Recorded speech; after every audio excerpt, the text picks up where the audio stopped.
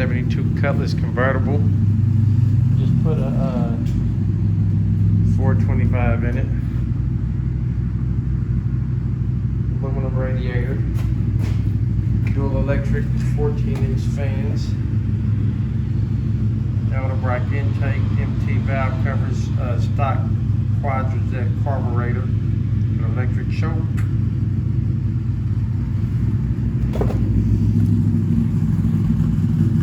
This is also a Cutlass, a 70. Like I said, when you say Cutlass in Indianapolis, you have to mention me. 72, 71, and a 70. I'm about that Cutlass life. Once again, the 72 Cutlass Supreme. I'll do a little bit of body work to it. Keyway 1's on there. All new suspension, all new brakes. 4-wheel disc with the stock factory wheels. There's a trick to that. I can let you in on that little secret. New fuel tank, new braces, everything. Here we have the 71 Cutlass convertible project. Completely done with all the suspension. Redone the rear end.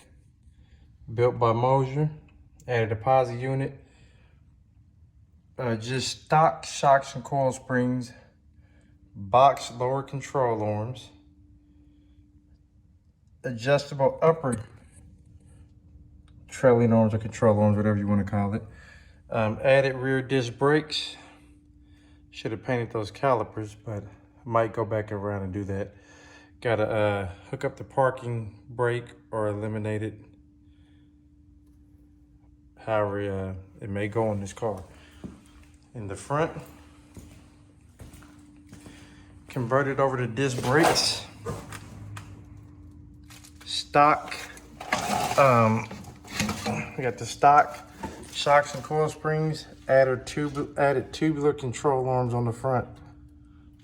All new tie rods, inner, outer arm, all of that good stuff.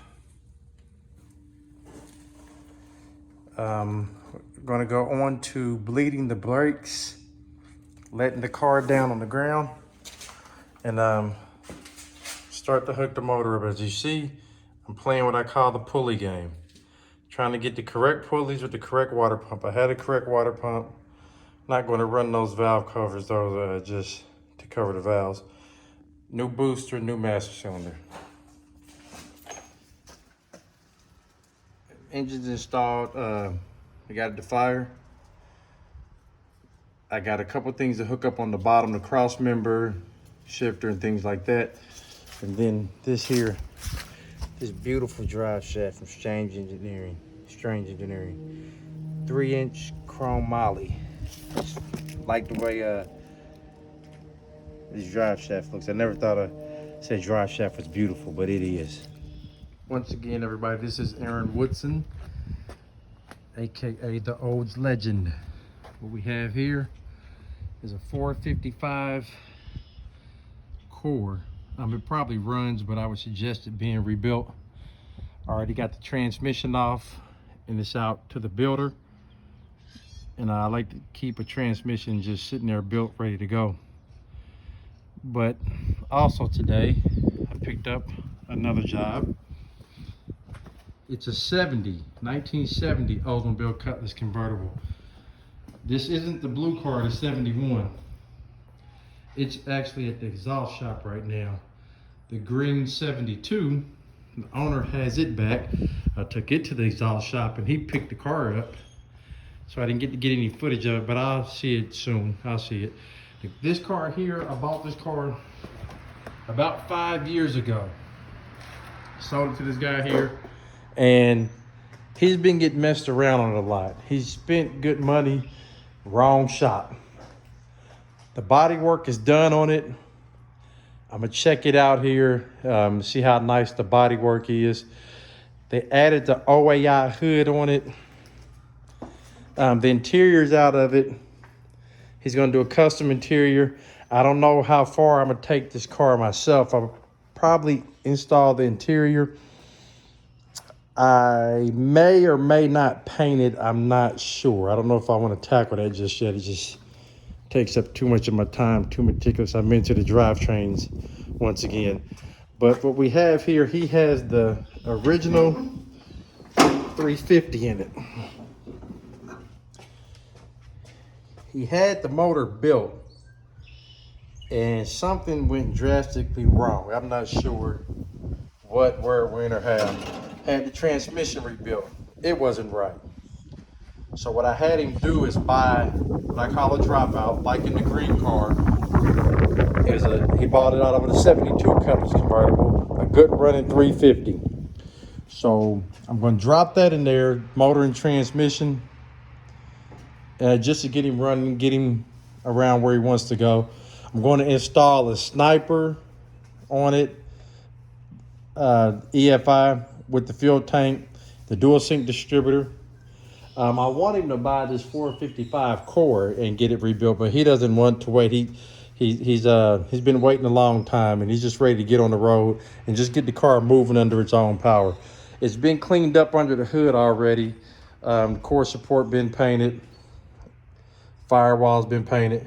So we're just gonna take it to the next level. As I said, on this car, we're gonna add a Holley Super Sniper. I'm not real sure about this particular model, and I don't think so because it has the 8 injector. If you have the same problem with the dual plane intake. But for precaution, since I have the intake off, I'm going to, people mill down a divider. I don't have a drill press or anything like that. So what I do, I take a body saw, make 2 cuts on each side. Then I take a cutoff wheel that's worn out, stick it down to here and go across, and I take that whole section out of there. And if you look in the casting, there's already like a groove there, almost as if it's set up for that. All right, we got it all cleaned up. Like the way it's looking. Like I said, this might be overkill, but there's nothing wrong with it. We'll get it all cleaned up, get it ready to go back on the car. So basically we have a Performer single plane intake, so to speak. Now, like I said, GMs really don't like the dual planes. There's a guy claiming that he doesn't have any problems with his dual plane and it runs great. They will with the 1-inch spacer. You don't have to do this what I'm doing. But since I have it off and I know this, I want to do that, and hood clearance is an issue. But if you have a dual plane and you don't have to do this, or you don't have a 1-inch spacer, you're one of a kind on a GM vehicle. But here it is.